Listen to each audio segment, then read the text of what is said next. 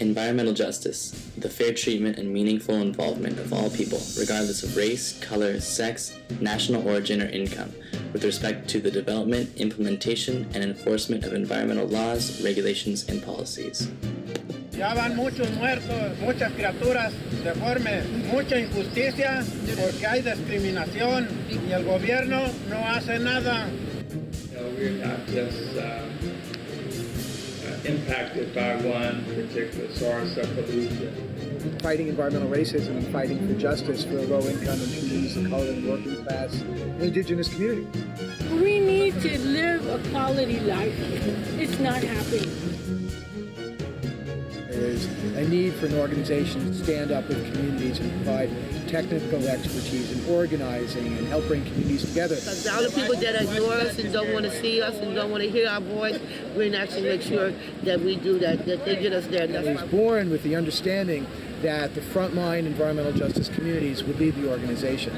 It was through Greenaction's work that we've been able to organize our group, do leadership workshops in town. We work with youth, mentored youth, and just help people get organized in the struggle and educate them on how to speak out and how to take part in the process. We shut down some medical waste incinerators here. We stopped hazardous waste incinerators from being built.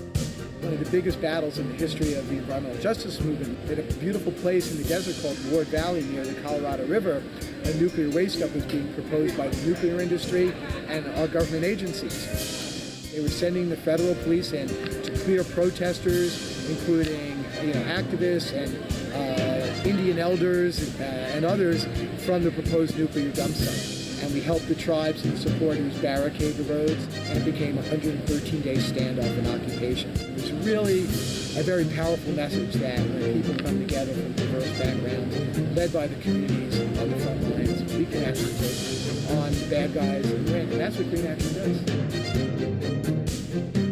Scariest thing that can happen is that we lose sight of what still needs to happen. To really think about comprehensively a green, sustainable world, we have to be able to look at all of those issues together.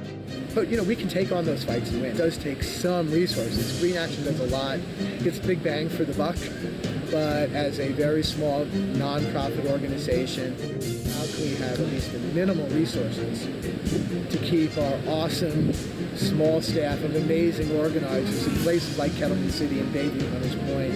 How do we be able to continue serving the communities that are on the front lines and whose lives are at risk? And it takes some support. Greenaction for health and environmental justice.